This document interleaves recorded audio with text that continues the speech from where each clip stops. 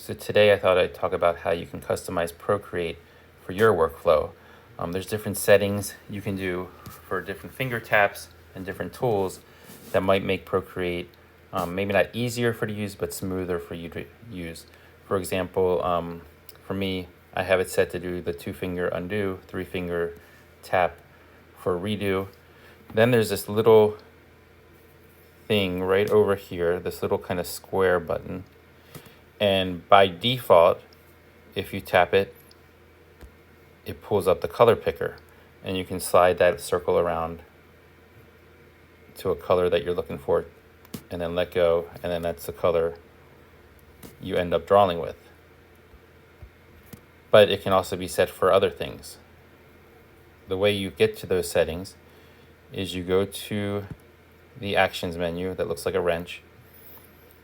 All the way on the left, you want to go to, all the way on the right, sorry. All the way on the right, you want to go to Preferences. Towards the bottom, it says Gesture Controls. You're going to tap that. And on your left, you see all these different actions you can customize. And one of those actions is Eyedropper. And you can see that it's set to tap that little button to activate and dismiss the eyedropper. I'm going to turn that off because I like to use that tool for something else, but you can set eyedropper to be touch, touch and hold, which is what I use it for, and a whole bunch of other settings. There's also copy and paste, which I use that button for. So there's a copy and paste menu, which I recently learned about thanks to the Procreate Twitter account, and I have it set to that. So if I go to that button and tap it, it pulls up a copy and paste menu, which is very convenient to use and a lot easier. I'm going to go back to those gestures.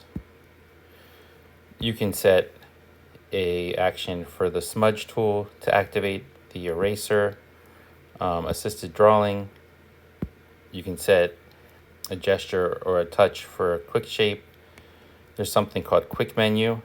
I have quick menu to activate on 4-finger tap. The way quick menu works is if you activate it, it pulls up this menu, which has 6 different actions on it, which you can customize. So if I touch and hold an action, it pulls up a menu of all these different actions you can choose, and you can do 6 of them. So you can quickly access those actions from that quick menu. Then you can set a quick action to go to full screen. So there are a lot of gesture controls. Clear layer, scrubbing, that means you take 3 fingers and you scrub back and forth. It'll erase a layer for you automatically. And there's a layer select and a whole bunch of general settings. So gesture controls are a great way to customize Procreate to your liking and to make it easier for you to use and for your workflow.